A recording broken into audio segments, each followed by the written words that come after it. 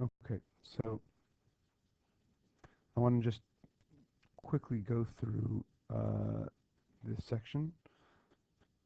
We started in the first half with Rashi talking about the Machteret case.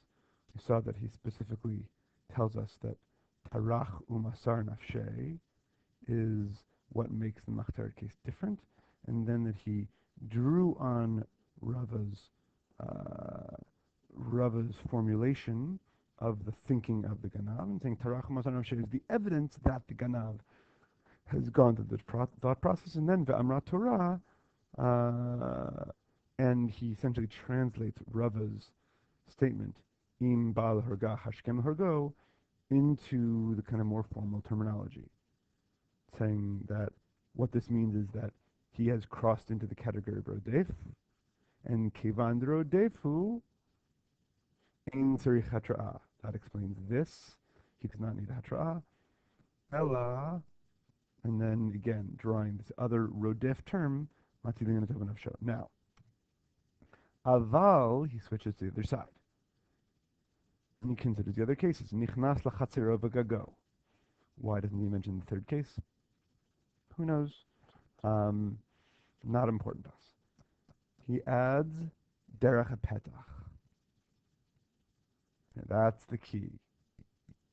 One is terach u'masar nafshe. The other is he's coming in derech hapetach. One is difficulty of entry, indicates one thing. Ease of entry indicates or suggests the possibility of something else. Ino horgo ad sheyitrubo be'edim, until he gives him hatra'ah. What is that hatra'ah? Chazi, like chazon or machazeh. See, look, de. Again, that de is a prefix. See that. Ka'imna. The na.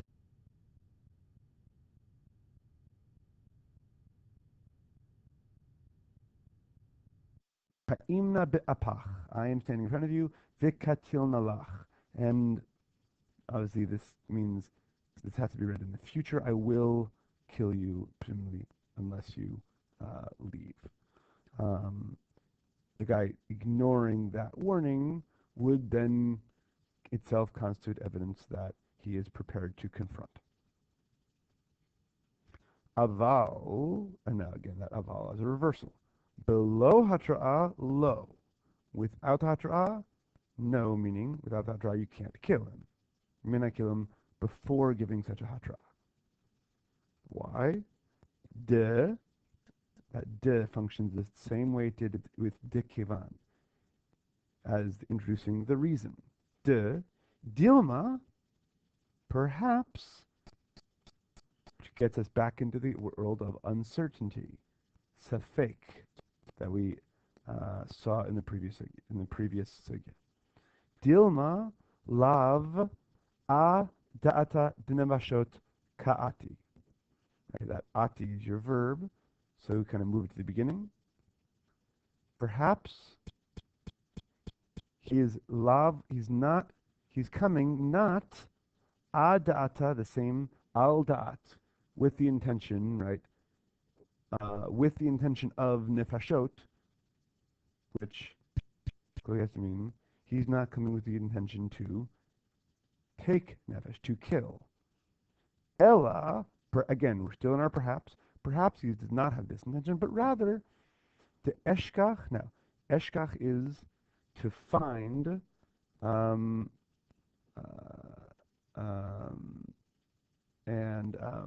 eshkach pitcha.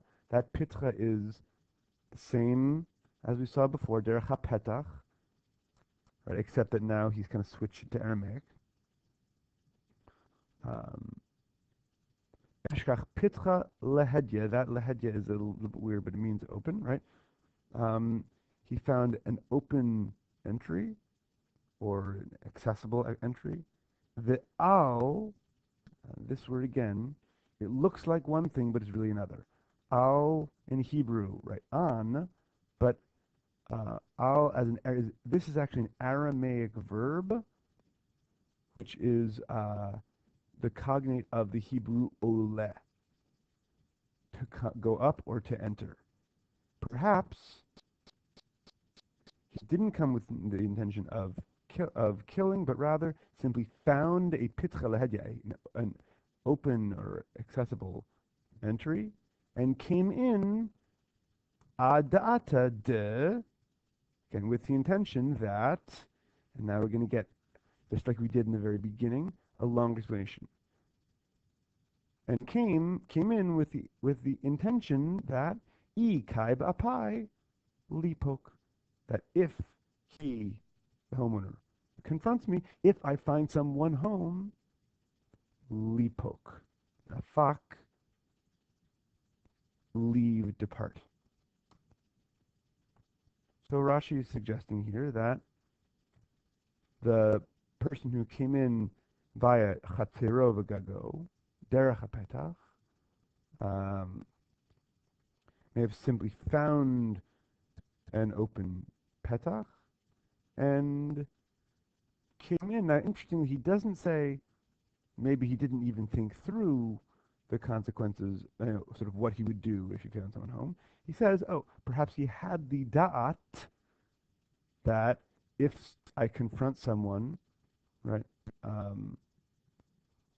then if someone confronts me, then I will leave. Okay? And obviously there are several questions that leaves open. These are questions that we will consider as we move into the Adorma. But just as a little summary, he gives a concrete rationale for the distinction between machater and other cases. Right? Terach masar nafshay on the one hand, derech petach on the other. He brings in Rava's language, right, in both sides. That the machteret guy is saying ikai ba'apai katilna, and the other guy is saying ikai ba'apai lipok. Right, I'm going to get out of there. Right, he's by doing that, he is combining them into saying, okay, this is all part of one concept, one approach. Right, Rava's explanation of the line of thinking presumes and is relevant only to the guy who's coming b'machteret. And finally, he presents the thief's actions as the primary basis or justification for the homeowner's response. Right. The act of tunneling or the act of ignoring the warning. And only once you have that action, says Rashi, do the assumptions about the ganav made by Rava about what he's thinking, and the assumption by Rav that, oh, I'm gonna assume the worst about enemy coming to a house. Only once we have those actions, says Rashi, do those assumptions come into play.